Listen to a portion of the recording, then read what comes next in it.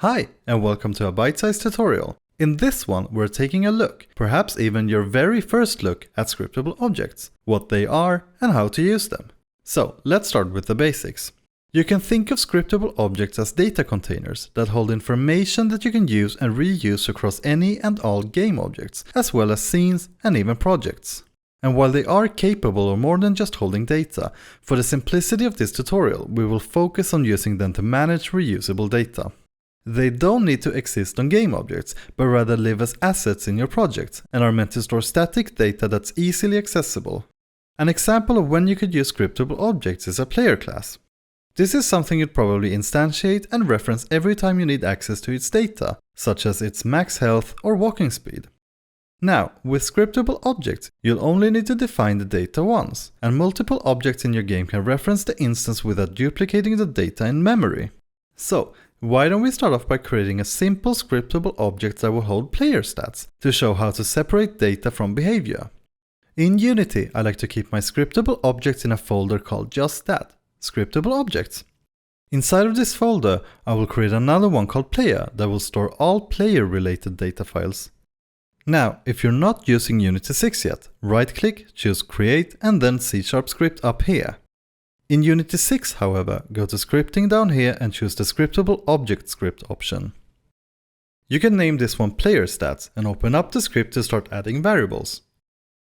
If you haven't updated to Unity 6, you can clean the script up by removing the start and the update methods, and clean up the using statements section by only leaving using Unity Engine up here. And here, we inherit from scriptable object instead of mono behavior. And before having a look at the variables, let's make sure we have the Create Asset menu attribute right above the class definition here. This will allow us to create instances of the player stats object. The Create Asset menu attribute goes inside square brackets, followed by parentheses for the parameters. Here, we first have a file name property. I'll just go with player stats. Now, we also need a menu name property. For clarity, I will go with data, player, and stats, all separated by a /. This defines how the option will appear in Unity's Create menu, and in this example I have a category called Data, with a subcategory called Player, and within that subcategory I have another one called Stats. Let's have a look at what this looks like, to help you with the naming. In Unity, I'll add a new folder called Data right here under Assets. When I right-click now, I can choose Create and then Data, where I will find Player and finally Stats. This matches what we just wrote in the script. Hopefully this is simple enough where you could later on have data for enemies, vehicles, and game-related data, as a few examples. So let's just jump back into our code. Now, keep in mind that we only want to store static data in these containers. So here we will be storing the player's max health, a static value, but not the current health value that would change every time the player is damaged or heals themselves. To make sure that we, or anyone else, does not later try to change these values, we want to keep these values private, so let's type private float max health. But we do want to expose this value in the inspector, so we need to add the serialize field attribute here. Now, while we don't want to change this value from any other class, we still want to be able to read it, so let's add public float max health. Pay attention to the Pascal case in max health, followed by the arrow operator to make it a shorthand property that only returns a value, in our case max health. Now we can get the max health value from another class, since the getter is public, but the setter is still private. Let's also add a few more while we're at it. I'm going with speed and strength. And that is essentially it for this script.